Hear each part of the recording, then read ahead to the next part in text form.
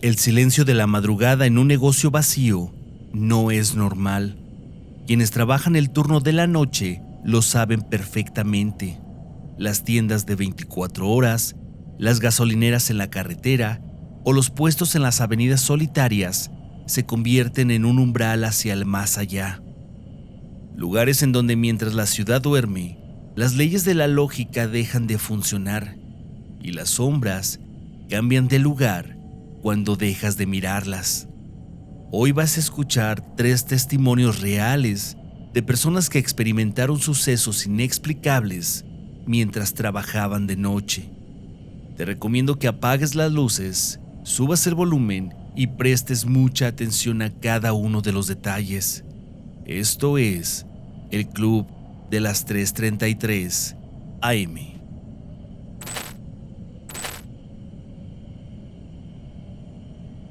Trabajé en un Oxxo, de esos que abren las 24 horas en una avenida principal. Al principio, mi horario era bastante cómodo. Me rolaba entre el turno de la mañana y el de la tarde. En esos horarios, todo era muy dinámico. El flujo de clientes no te dejaba ni pensar, y el tiempo se pasaba rápido entre recibir proveedores, acomodar mercancía en los exhibidores, rellenar los termos de café y atender la caja. Todo marchaba de forma normal, hasta que por cuestión de personal, el gerente me notificó que me tocaba cubrir el turno de la noche de manera fija durante todo el mes. Mi primer día en el turno de noche transcurrió sin mayor novedad. El corte de caja de la medianoche salió bien. Limpié el área de la comida, lavé las cafeteras y me dediqué a recibir a la poca gente que llegaba a esas horas por la ventanilla de servicio. Taxistas, policías o algunos chavos que regresaban de las fiestas. Sin embargo, a partir de la segunda noche, la atmósfera del lugar empezó a cambiar por completo. El silencio de la madrugada en un Oxxo es muy particular. Cuando se apaga el ruido del tráfico de la avenida, los motores del cuarto frío emiten un zumbido constante que se te mete en la cabeza.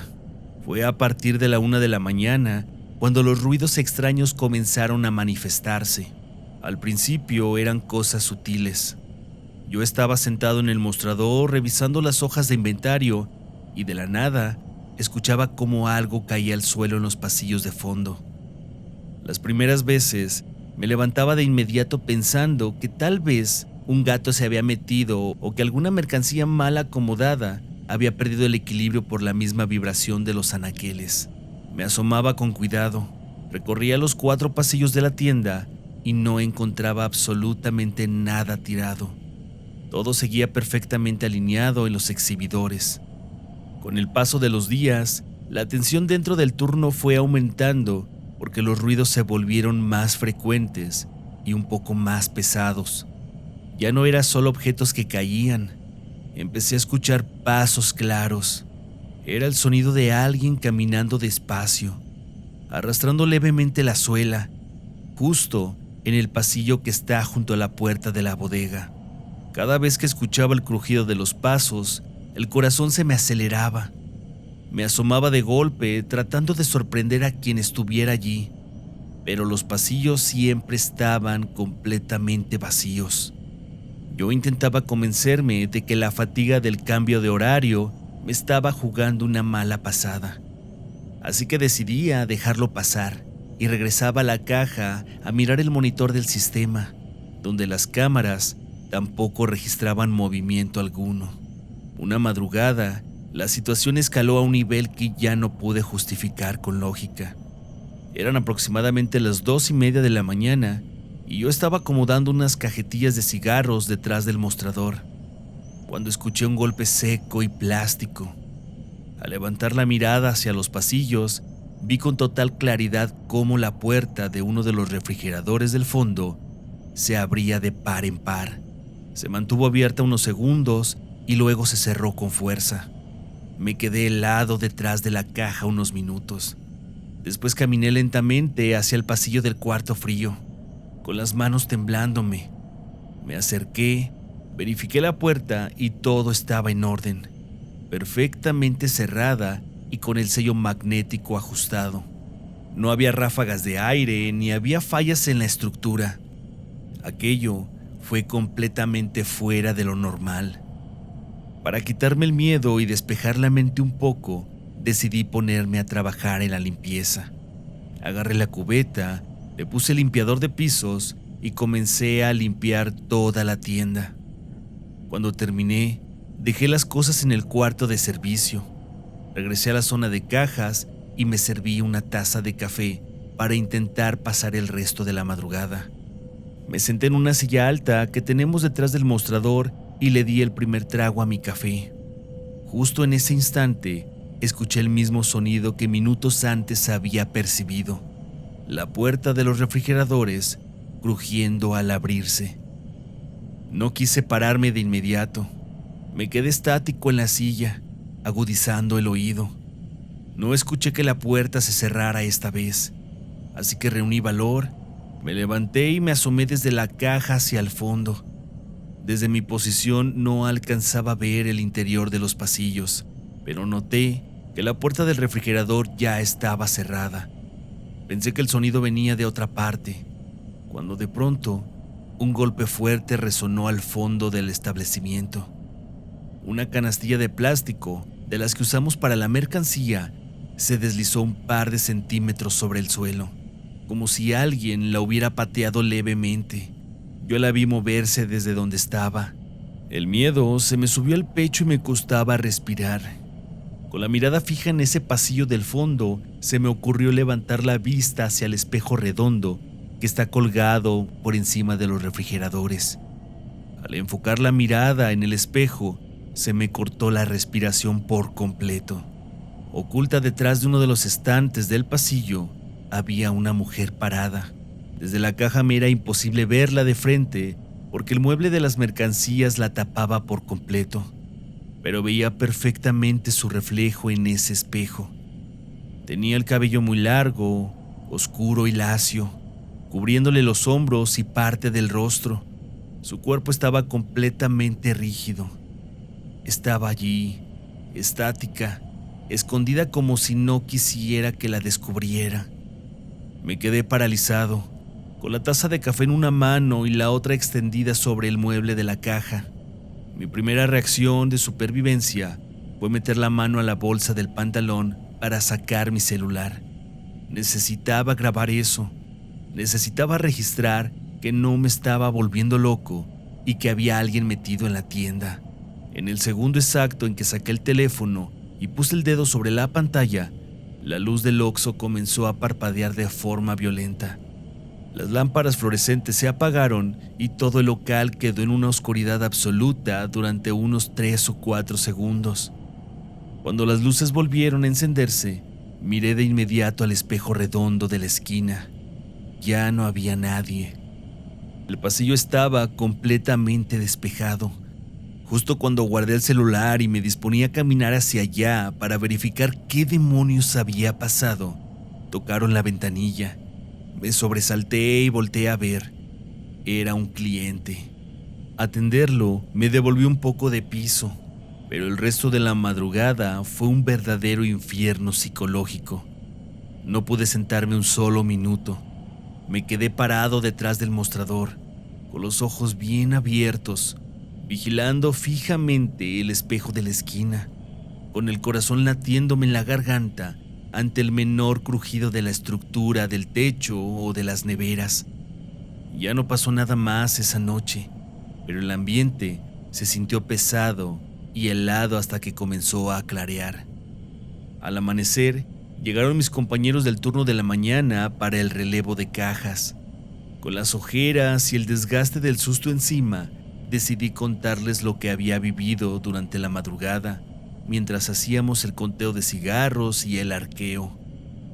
Uno de ellos guardó silencio, me miró con seriedad y me dijo que me creía, aunque admitió que a él nunca le había tocado ver nada parecido en sus meses en esa sucursal. El otro compañero, de manera burlona, soltó una carcajada y me dijo que no inventara historias ridículas solo para intentar asustarlos antes de empezar su jornada. En cuanto llegó el gerente para revisar las ventas y los depósitos del día anterior, Pedí hablar con él a solas. Le expliqué la situación con total honestidad. Le dije lo incómodo y asustado que me sentía trabajando en el turno de la noche, y le solicité formalmente que me regresara a mis horarios habituales de la mañana o de la tarde.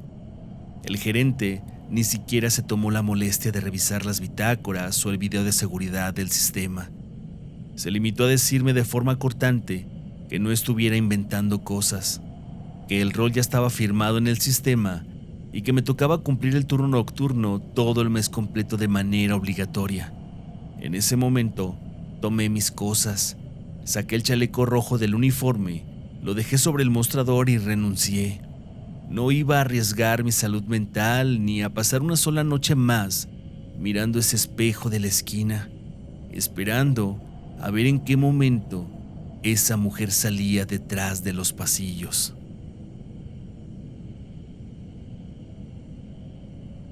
Esto que les voy a contar nos pasó a mi hermano y a mí hace unos años en León, Guanajuato. Nosotros nos dedicamos a la venta de tacos por la noche y teníamos nuestro puesto semifijo ubicado sobre el Boulevard Torres Landa. Como cualquiera que trabaja en el negocio de la comida sabe, los días fuertes son los fines de semana. Los viernes y los sábados la ciudad tiene mucho movimiento y la gente sale tarde de los bares, las fiestas o sus turnos de trabajo. Así que nosotros siempre buscábamos aprovechar las ventas al máximo. Por esa razón, nos quitábamos bastante más tarde que los otros taqueros de la zona. A veces, nos daban las 3 o 4 de la mañana todavía limpiando el carrito para dejar todo listo para el día siguiente. La dinámica ya nos la sabíamos de memoria y nunca nos había pasado nada extraño. Hasta un sábado en la noche. Serían poco más de las 2:30 de la mañana. Ya no teníamos clientes. El trompo de pastor estaba en las últimas y las luces de los comercios alrededor ya estaban apagadas. Mi hermano y yo empezamos con la rutina de recoger, apagar los quemadores, juntar los bancos de plástico y meter los recipientes con las salsas que nos habían quedado. En ese momento, el silencio de la avenida fue interrumpido por los perros. En esas calles aledañas que cruzan con el Torres Landa, siempre andan varias manadas de perros callejeros que la gente de la colonia ya conoce. Normalmente son tranquilos, pero esa noche empezaron a ladrar de una forma muy extraña. No era el típico ladrido de cuando se pelean por comida o cuando pasa una patrulla. Era un ladrido constante, grueso, que pronto se convirtió en un aullido largo y lastimero que se extendía por varias cuadras. El ruido era tan fuerte que te ponía los pelos de punta. Mi hermano y yo pensamos que tal vez andaba algún gato por allí o que se estaban desconociendo entre ellos, así que seguimos limpiando la plancha sin prestarle demasiada importancia. De repente, mi hermano se quedó estático con un trapo en la mano. «Asómate para allá, cruzando el boulevard», me dijo en voz baja. Levanté la mirada y enfoqué los ojos hacia el otro lado del Torres Landa.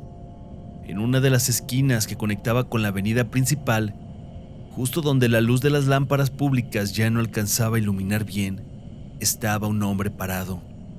Al principio, lo primero que piensas en una ciudad grande y a esas horas de la madrugada es que se trata de alguien con malas intenciones. Tal vez algún maleante esperando a que nos descuidemos para arrimarse a quitarnos la venta del día. Pero lo raro era su postura. El tipo estaba completamente inmóvil, derecho, con los brazos caídos a los costados del cuerpo y el rostro orientado fijamente hacia nosotros. Los perros seguían vueltos locos a unas cuadras de allí, ladrando con una desesperación que hacía que la vibra del lugar se sintiera pesadísima. Le dije a mi hermano que no le quitara la vista de encima mientras yo me apuraba a guardar el dinero y a meter algunas cosas a la camioneta. Nos agachamos un momento para levantar los últimos bancos y perdimos de vista la esquina por escasos segundos. Cuando volvimos a levantar la mirada para revisar si el hombre seguía en el mismo sitio, nos llevamos una sorpresa que nos dejó helados. El tipo ya no estaba en la calle oscura. Ahora se encontraba mucho más adelante, parado justo debajo de un semáforo sobre el camellón del bulevar.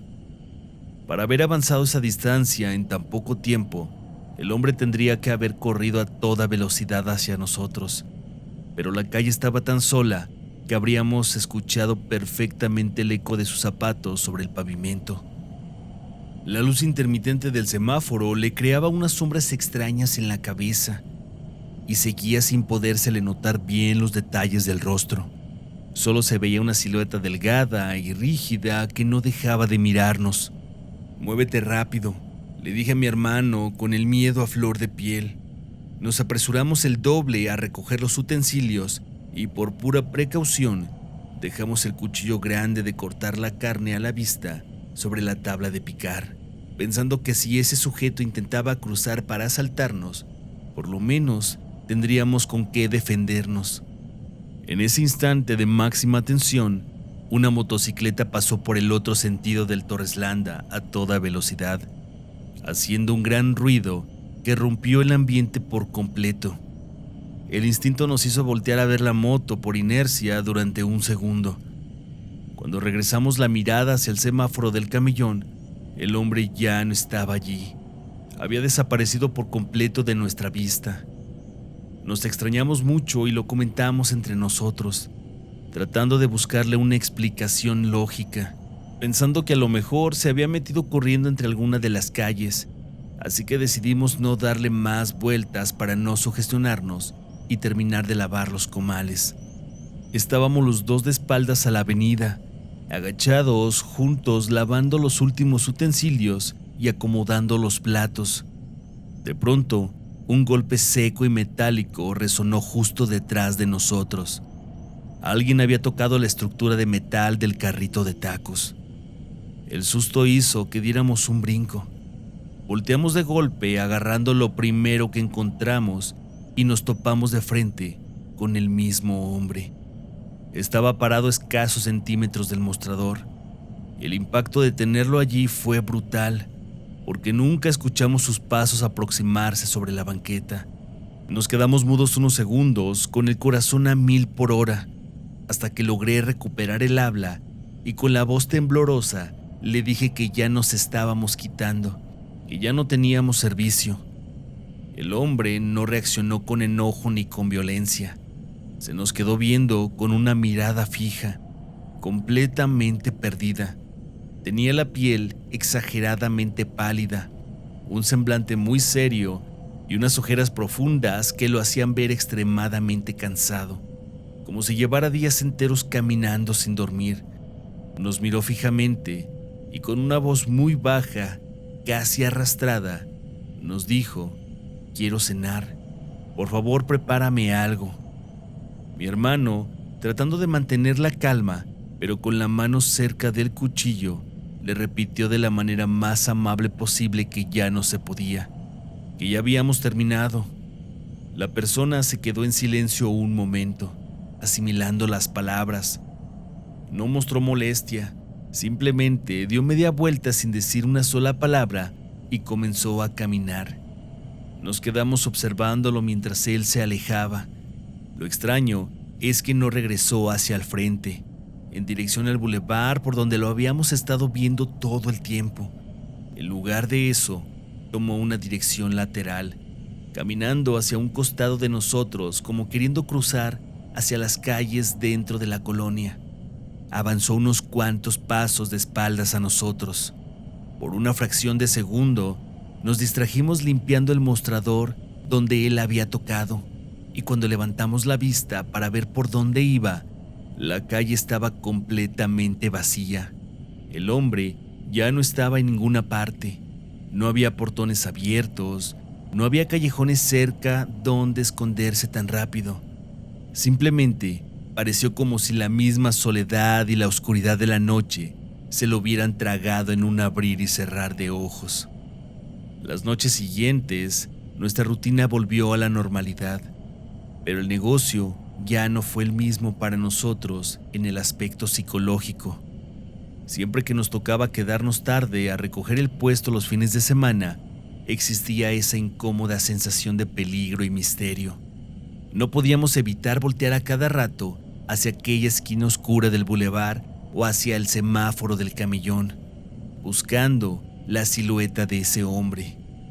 Y algunas veces, cuando los perros callejeros comienzan a ladrar de esa misma manera tan extraña en la madrugada, ya no vemos a nadie parado en la avenida, pero entre el carrito y la plancha se empieza a sentir un frío muy diferente, un frío espeso que nos obliga a meter las cosas rápido y largarnos de allí lo antes posible.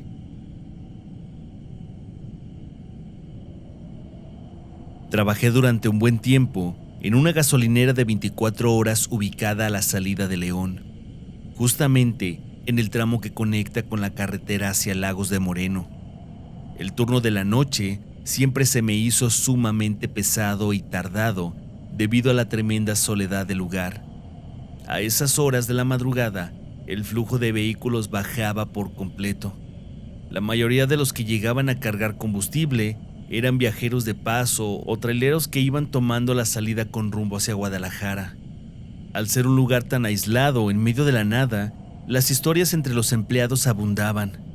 Mis compañeros de los otros turnos siempre me advertían que tuviera cuidado, pues aseguraban que en la zona de las bombas se aparecía el espíritu de un niño que había sido atropellado trágicamente años atrás, justo del otro lado de la carretera. De hecho, como mudo testigo de ese accidente, cruzando los carriles en sentido opuesto, había una cruz blanca de metal clavada sobre la tierra. Yo, sin embargo, nunca hacía caso a esos relatos. Pensaba que solo querían asustarme por ser el encargado del turno de la noche. Y como ya llevaba varios meses cubriendo ese horario sin presenciar absolutamente nada extraño, yo trabajaba con total tranquilidad. Todo cambió durante una noche del mes de noviembre, cuando el frío de la temporada se sentía mucho más intenso de lo normal. La visibilidad en la carretera era baja y la oscuridad parecía tragarse la luz de la estación. Cerca de las 2 de la mañana, yo estaba sentado en una silla de plástico que colocaba a un costado de las oficinas para observar la carretera vacía, acompañado únicamente por mi taza de café caliente para mitigar el clima. De pronto, una ráfaga de aire helado recorrió el lugar, calándome hasta los huesos. Al levantar la mirada hacia la carretera, justo en la zona donde se encontraba la Cruz Blanca, pude ver una silueta. La iluminación era poca, pero alcanzaba a distinguir con total claridad la figura pequeña de un niño parado junto a la cruz. Me le quedé viendo fijamente, tratando de descifrar si se trataba de alguien real o quizá era mi imaginación. En ese instante de confusión, un tráiler de doble remolque pasó a gran velocidad por el carril delantero, tapándome la visibilidad por completo durante unos segundos. Cuando el camión terminó de pasar, volví a mirar hacia la cruz, pero ya no había nadie. La orilla de la carretera estaba completamente desierta. Me convencí de que todo había sido producto de mi imaginación y dejé pasar el incidente. Media hora más tarde, al ver que la estación seguía completamente sola y sin clientes a la vista, sentí la necesidad de ir al baño. Me levanté de mi asiento, dejé la taza de café bien acomodada sobre la silla y caminé hacia los sanitarios que estaban a la vuelta del edificio principal. Al terminar, abrí la puerta para salir y regresar a mi puesto de vigilancia. Justo en ese momento en que di el primer paso hacia el exterior, mi mirada se cruzó con algo que me congeló la sangre. Detrás de las bombas despachadoras de gasolina se estaba asomando la carita de un niño. No era una sombra. Alcancé a percibir perfectamente sus facciones y una pequeña manita apoyada sobre el metal de la estructura, como si el niño estuviera jugando a las escondidas conmigo. El miedo me invadió de inmediato, pero mi instinto me obligó a no despegarle la vista de encima mientras caminaba de regreso hacia mi silla. El trayecto se me hizo eterno. Con cada paso que daba, el niño se iba ocultando más y más detrás de la bomba, de manera lenta y pausada, hasta desaparecer por completo. Cuando llegué al área de la oficina, me tallé los ojos con fuerza intentando racionalizar la situación y convencerme de que el frío y el aislamiento me estaban haciendo ver cosas. Por puro temor, decidí no ir a revisar detrás de las bombas despachadoras. No quería arrimarme a comprobar qué había allí. En lugar de eso, me quedé parado junto a mi silla, moviendo mi cuerpo y la cabeza hacia los lados para ver si lograba captar algún movimiento detrás de las bombas, pero no logré percibir nada. Decidí sentarme para calmar las pulsaciones de mi corazón. Me volteé hacia mi silla para retirar la taza de café y ponérmela en las piernas, pero fue en ese instante cuando un gran miedo se apoderó de mí. La taza ya no estaba sobre el asiento. Desconcertado, miré rápidamente el suelo de los alrededores buscando el líquido derramado, pensando que tal vez el viento la había tirado. Saqué mi lámpara de mano y comencé a buscarla más allá de donde yo estaba, y de pronto la vi. La taza de café estaba perfectamente de pie, intacta, pero se encontraba un poco más lejos, justo en el límite de la gasolinera, cerca de las bombas traseras que se utilizan para surtir el diésel a los camiones de carga. Caminé hacia las bombas de diésel para recoger mi taza. Llevaba la linterna encendida, moviendo el haz de luz de un lado a otro con desesperación, buscando cualquier rastro de un intruso. Justo en el momento en el que me agaché para levantarla del piso, el silencio de la madrugada se rompió por completo. Detrás de mi espalda, escuché claramente el sonido de unos pasos pequeños y rápidos corriendo sobre el pavimento, seguidos inmediatamente por una risa, la risa traviesa de un niño pequeño que está divirtiéndose. Me incorporé de golpe y giré sobre mis talones apuntando con la lámpara hacia la oscuridad del fondo, pero la luz solo iluminaba el pavimento vacío. Afortunadamente, en ese preciso momento, las luces de un automóvil iluminaron la entrada de la estación. Un cliente iba llegando a cargar gasolina. Recuperé la compostura y acudí de inmediato a atenderlo, agradeciendo internamente la presencia de otra persona en el lugar. Cuando el vehículo se retiró, me quedé pensativo y con un cierto temor aún por lo sucedido. Sabía perfectamente que todavía me quedaban varias horas para que concluyera mi turno y no tenía más opción que aguantar hasta el amanecer. Me preparé una nueva taza de café, regresé a mi silla y me dediqué a vigilar minuciosamente cada rincón de la gasolinera, recorriendo con la mirada las bombas despachadoras y las esquinas oscuras, pero el niño ya no volvió a aparecer. Finalmente, cuando la tensión parecía disminuir y el cielo empezaba a tornarse de un tono grisáceo, regresé la vista hacia el frente, enfocando de manera instintiva el muro de contención que divide los carriles de la carretera. Y allí, parado justo a la mitad del asfalto, estaba el niño. Me puse de pie inmediatamente, totalmente estático. En ese momento, la pequeña silueta levantó una mano y me dijo adiós. Acto seguido, el niño se dio vuelta y corrió a toda velocidad en dirección a la Cruz Blanca, desvaneciéndose por completo en medio de la carretera. Desde aquella noche, el trabajo jamás volvió a ser el mismo para mí. Siempre que me tocaba cubrir el turno de la madrugada, no podía evitar mirar con recelo hacia la Cruz Blanca del otro lado del asfalto, o vigilar el espacio detrás de las mangueras y las bombas despachadoras. Y aunque ya pasaron meses, nunca más volví a ver la silueta del niño. Les aseguro que cada vez que me levantaba de mi silla para ir al baño, la atmósfera se tornaba helada y alcanzaba a escuchar unas pequeñas risas infantiles que parecían estar jugando a las escondidas entre las bombas de gasolina. Quienes trabajan de noche pueden darse cuenta de que no solo es la delincuencia lo que acecha en los negocios.